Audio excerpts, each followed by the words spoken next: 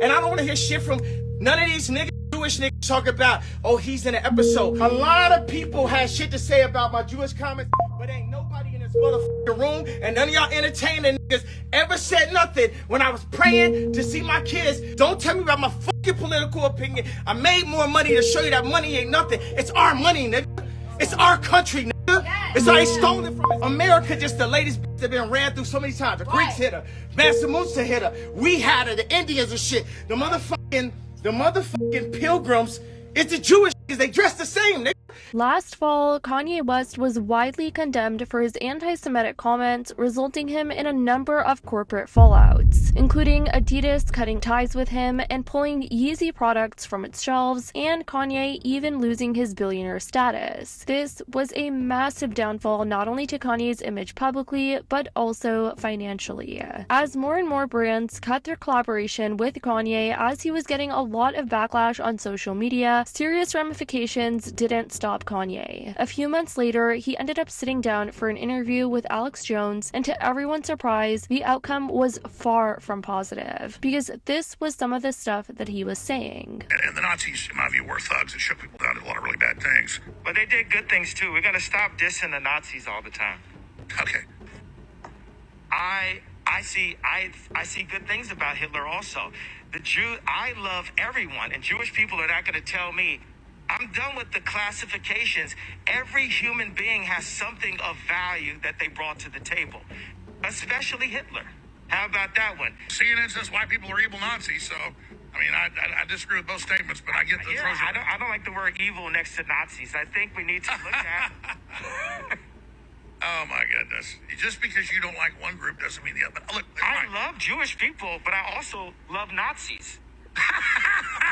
Oh, man. Well, I have to disagree. There was also this clip from the podcast that went pretty viral where people just thought Kanye was just losing his mind and just became completely deranged. He brought up Netanyahu and put on this little show talking about him, and this was what he had to say. Netanyahu with us. I mean, I'm in the twilight zone right now. Netanyahu, what do you have to say? What do you have to say to Alex Jones right now, Nick Fuentes and Ye? It was bad. It was bad for Trump to meet with Nick and Ye. Okay. What you want, then? Hey, Ye, right after this, I'm going to say you're crazy. I'm going to take your family away from you. We're not done with you yet. You cannot cause free thought. We have to control the history books. We have to control the banks. And we have to go and kill people. Also, you're in the pedophilia. Ha, ha, ha.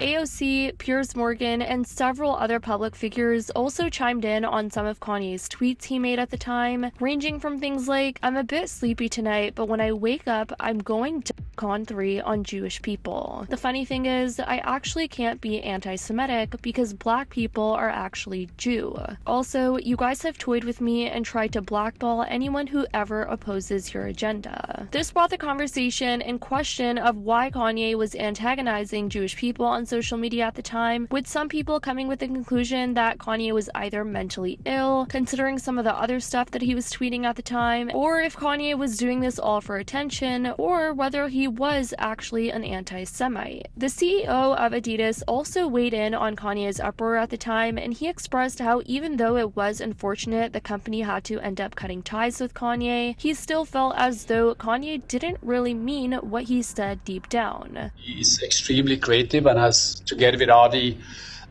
created a Yeezy line, which was very successful.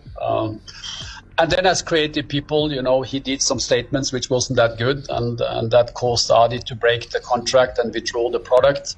Very unfortunate, because I don't think he meant what he said. Well, you guys, Kanye himself has come out to speak out about this almost a year later, and he's made a statement over on his Instagram, deleting all of his other posts. And I feel like Kanye does this thing all the time when he just deletes all his posts over on his Instagram when he's making a big announcement or something, or at least trying to get people people to pay attention to this one post that is on his page. But as of yesterday, this is the only post over on his Instagram, and this post that he made is in Hebrew. So people had to end up translating the photo into English, of course, as a lot of people under the comments were just being like, what is this, Kanye? Like, what did you post? And this was his statement when you translate it from Hebrew. So he says, I sincerely apologize to the Jewish community for any unintended outburst caused by my words or actions. It was not my intention to hurt or disrespect, and I deeply regret any pain I may have caused. I am committed to starting with myself and learning from this experience to ensure greater sensitivity and understanding in the future. Your forgiveness is important to me, and I'm committed to making amends and promoting unity.